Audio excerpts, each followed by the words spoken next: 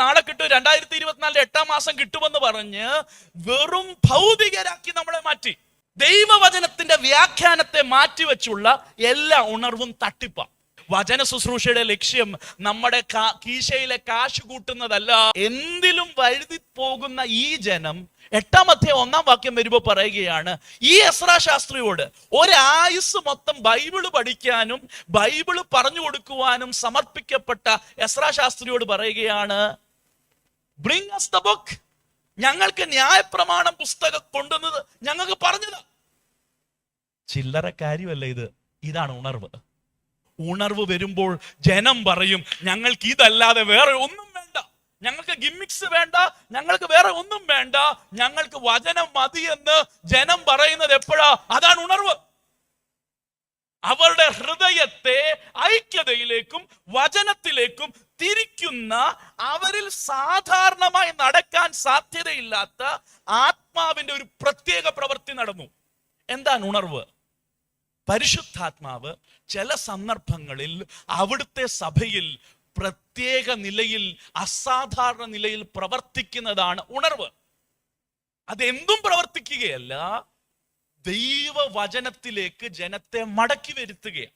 ഉണർവിന്റെ ഹൃദയം അല്ലെങ്കിൽ ഏറ്റവും വലിയ ലക്ഷ്യം ഒന്നാണ്, ദൈവവചനത്തിലേക്ക് ദൈവജനത്തിന്റെ ഹൃദയം തിരിഞ്ഞ് അവർ മടങ്ങി വരുന്നതാണ് ഉണർവിന്റെ ഹൃദയം.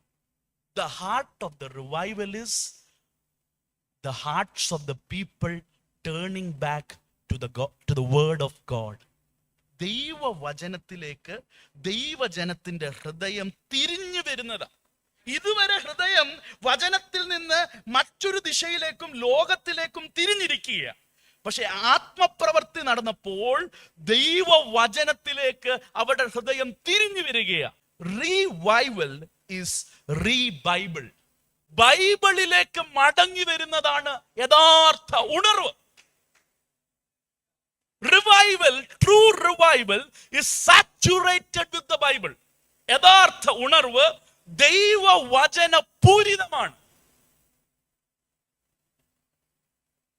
എന്തെങ്കിലും ആത്മീയ കാര്യങ്ങൾക്കുള്ള ഒരു അമിത താല്പര്യമല്ല ഉണർവ്. ചിലർ ചിന്തിക്കുന്നത് ആത്മീക വിഷയങ്ങളെ കുറിച്ച് ഇച്ചിരി അധികം താല്പര്യം ഒരാളിൽ ഉണ്ടാകുന്നതാണ്. അല്ല, അത് ഉണർവല്ല. ദൈവം ജനിപ്പിക്കുന്ന ഉണർവ് ദൈവവചനത്തിന് വേണ്ടിയുള്ള അതിയായ ദാഹമാണ്. We might live, feel, sing, pray, work and worship according to the word of God. ദൈവവചന പ്രകാരം ജീവിക്കുവാൻ, പാടുവാൻ, പ്രാർത്ഥിക്കുവാൻ, ആരാധിക്കുവാൻ, സാക്ഷി നിൽക്കുവാൻ, ദൈവവചനത്തെ അടിസ്ഥാനമാക്കി ജീവിക്കുവാനും ദൈവവചനം ഗ്രഹിക്കുവാനുമുള്ള ഒരു അതിയായ ആവേശമാണ് യഥാർത്ഥ ഉണർവ്. ബൈബിൾ മാറ്റിവെച്ചുള്ള ഒരു തട്ടിപ്പും വെട്ടിപ്പും ആൾക്കാരെ ഇങ്ങനെ വികാര തളങ്ങളിൽ അവരെ മാസ്മരിക ലോകത്ത് കൊണ്ട് എത്തിക്കുന്നതല്ല ഉണർവ്. സ്റ്റീവ് ലോസൺ എന്ന ദൈവദാസൻ പറഞ്ഞ ഒരു വാചകം ഞാൻ വായിക്കട്ടെ. Stop with secular wisdom in the pulpit. പുൾപിറ്റിലുള്ള മനുഷ്യജ്ഞാനം നിർത്തുക. Cancel the entertainment in the church. സഭയിലുള്ള വിനോദത്തെ ക്യാൻസൽ ആക്കുക. ഡ്രാമ ടീമിനെയും ഇങ്ങനെയുള്ള കാര്യപരിപാടികളെയും പറഞ്ഞു വിട്ട് കളറുള്ള ലൈറ്റ് മാറ്റിക്കളയുക. പുൾപിറ്റിനെ സഭയുടെ നടുവിൽ പ്രസ്താവിച്ച് സ്ഥാപിച്ച് വചനം തുറന്ന് പ്രസംഗിക്കുക. സഭ ഉണർത്തപ്പെടുക. ഇതാണ് സഭയുടെ ദൗത്യം. എന്താണ് ഉണർവ്? ഈ മനുഷ്യനുണ്ടാക്കുന്ന കൃത്രിമങ്ങളിൽ വെളിപ്പെടുന്ന ഒരു വികാരമല്ല ഉണർവ്. ദൈവവചനത്തെ സ്ഥാപിക്കുമ്പോൾ, ദൈവവചനത്തിന് അതിന്റെ തനതായ സ്ഥാനം ദൈവസഭയിൽ കൊടുക്കുമ്പോൾ വെളിപ്പെടുന്നതാണ് ഉണർവ്. ദൈവവചനം എവിടാ? ദൈവവചനം പണച്ചാക്കിന്റെ അടിയില. വളരെ സിമ്പിൾ ഒരു ആപ്ലിക്കേഷൻ ഞാൻ പറഞ്ഞ് മുൻപോട്ട് പോകാം. ഇന്നത്തെ ആത്മീയ സമൂഹത്തിനും പെന്തക്കോസ്ത് ഗോളത്തിനും ഇത് തന്നെയാണ് പറ്റിയിരിക്കുന്നത്. പണം കഴിഞ്ഞ 10-30 വർഷമായി പണ്ടുള്ളതിനേക്കാൾ we have money, we have affluence, we have influence. നമുക്ക് സമൂഹത്തിൽ സ്ഥാനവും മാനവും പേരും പ്രശസ്തിയും പണ്ടത്തെക്കാൾ നമ്മളിന്ന് പറയുന്നത് ദൈവം മാനിച്ചു ബ്രദറെ. മക്കളെല്ലാം വിദേശത്ത് പോയി, പണ്ട് കാണാത്ത പണം കൂടി. പക്ഷെ എന്താ നഷ്ടമായത്?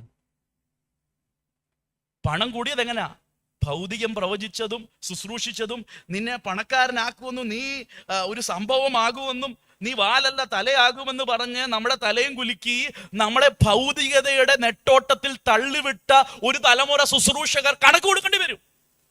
അവരുണ്ടാക്കിയ വലിയൊരു ചതിയാണ് നമ്മളെ പണത്തിന്റെ മത്തിൽ മയക്കി. എന്തു സംഭവിച്ചു?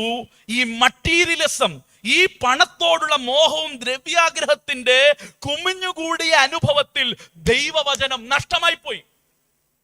വചനത്തിന് സ്ഥാനമില്ല. വചനം തുറന്നു പറയുന്നത് ഭൗതികതയാണ്. ഇപ്പൊ കിട്ടും, നാളെ കിട്ടും, 2024 8-ാം മാസം കിട്ടുമെന്ന് പറഞ്ഞ് വെറും ഭൗതികരാക്കി നമ്മളെ മാറ്റി. നമ്മുടെ ആവശ്യങ്ങൾ കർത്താവ് നടത്തത്തില്ലെന്നല്ല ഞാൻ പറയുന്നത്. ജീവനും ഭക്തിക്കും വേണ്ടത് തരുവാൻ അവിടുന്ന് മതിയായവനാണെന്ന് വിശ്വസിക്കുകയും അനുഭവിക്കുകയും ചെയ്യുന്ന ആളാണ് ഞാൻ. പക്ഷേ വചന ശുശ്രൂഷയുടെ ലക്ഷ്യം നമ്മുടെ കീശയിലെ കാശ് കൂട്ടുന്നതല്ല. വചന ശുശ്രൂഷയുടെ ലക്ഷ്യം ദൈവഭയത്തിലേക്കും ദൈവിക പ്രമാണത്തിലേക്കും നമ്മളെ മടക്കി വരുത്തുന്നതാ.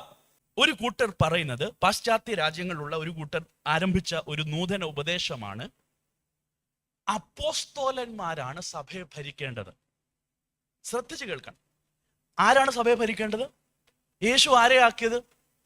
അപ്പൊ അപ്പോസ്തോലന്മാരെ വീണ്ടും മടക്കി കിട്ടുന്നതാണ് അന്ത്യകാലത്തിന്റെ ലക്ഷ്യം.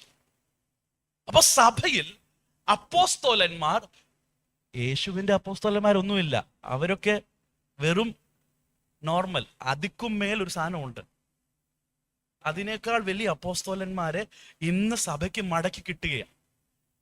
എഫേസ്യർ 2:20 പറയുന്നത്, അപ്പോസ്തോലന്മാരും പ്രവാചകന്മാരുടെ അടിസ്ഥാനത്തിലാണ് എന്ത് ചെയ്യുന്നത്? സഭ. അതിന്റെ വ്യാഖ്യാനത്തിലേക്ക് പോകാൻ സമയമില്ല. ആർക്കെങ്കിലും സംശയം ഉണ്ടെങ്കിൽ എന്നോട് നേരിട്ട് വന്ന് ചോദിച്ചാൽ ഞാൻ പറഞ്ഞു തരാം. അവര് പറയുന്നതല്ല എൻ്റെ അർത്ഥം. അവര് പറയുന്നത് ദൈവസഭയിൽ അപ്പോസ്തോലന്മാരെയും പ്രവാചകന്മാരെയും തിരിച്ചു കിട്ടി, പാസ്റ്റർമാരും ഉപദേഷ്ടാക്കന്മാരും വലിയ റോളില്ല. ഇനി അപ്പോസ്തോലന്മാർക്ക് പുതിയ വെളിപ്പാടുകൾ കിട്ടും. ആ വെളിപ്പാടനുസരിച്ച് സഭ എന്ത് ചെയ്യേണ്ടത്? ഇതിനെ വിളിക്കുന്ന പേരാണ് ന്യൂ അപ്പോസ്റ്റോളിക് റെഫർമേഷൻ, NAR. നിങ്ങളിൽ 99% ആൾക്കാരും കേട്ടിട്ടില്ലെന്ന് എനിക്കറിയാം. പക്ഷേ ഇന്ന് നിങ്ങൾ കാണുന്ന ഉണർവിന്റെ പുറകിലുള്ള ദൈവശാസ്ത്രവിധ. അവർ പറയുന്നത് ഈ ബൈബിളിന് പുറത്ത് ഇനിയും വെളിപ്പാടുണ്ട്. ഇന്നലെ ഞാൻ കേട്ടതാ, അപ്പോസ്തല പ്രവൃത്തി വായിച്ചാൽ അത്ര എക്സൈറ്റ്മെന്റ് ഇല്ല. ഇന്ന് ഞങ്ങളിൽ കൂടി നടക്കുന്ന പ്രവൃത്തി അപ്പോസ്തല പ്രവൃത്തിയെക്കാളും ആവേശം ജനിപ്പിക്കുന്ന അവരുടെ പിൻഗാമികളാണ്. അവരെ കോപ്പി ചെയ്യാൻ നോക്കുന്നവരാണ് ഇലക്ട്രോണിക് സിറ്റിയിൽ ഇപ്പോൾ ഉണർവ് നടത്തുന്നവർ. ആർക്കെങ്കിലും തർക്കം ഉണ്ടെങ്കിൽ എന്നോടൊന്ന് സംസാരിച്ചാൽ മതി. ഇന്ന് ഇലക്ട്രോണിക് സിറ്റി ബാംഗ്ലൂരിൽ കാണുന്ന ഉണർവ് ന്യൂ അപ്പോസ്റ്റോളിക് റിഫർമേഷന്റെ ദുരുപദേശത്തിന്റെ അടിത്തറയിൽ പണിയപ്പെട്ട വികാരപരമായ തട്ടിപ്പാണ്.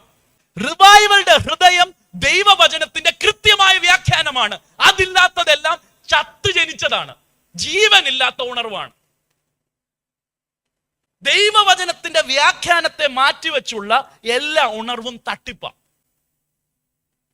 അത് ദൈവത്തിൽ നിന്നല്ല, അത് ദൈവാത്മാവിന്റെ പ്രവൃത്തിയല്ല, അത് മറ്റ് പൈശാചിക മണ്ഡലങ്ങളുടെ പ്രവൃത്തിയായിട്ട് തന്നെ ചിന്തിക്കുന്നതിൽ തെറ്റില്ലെന്നാണ് എൻ്റെ അഭിപ്രായം.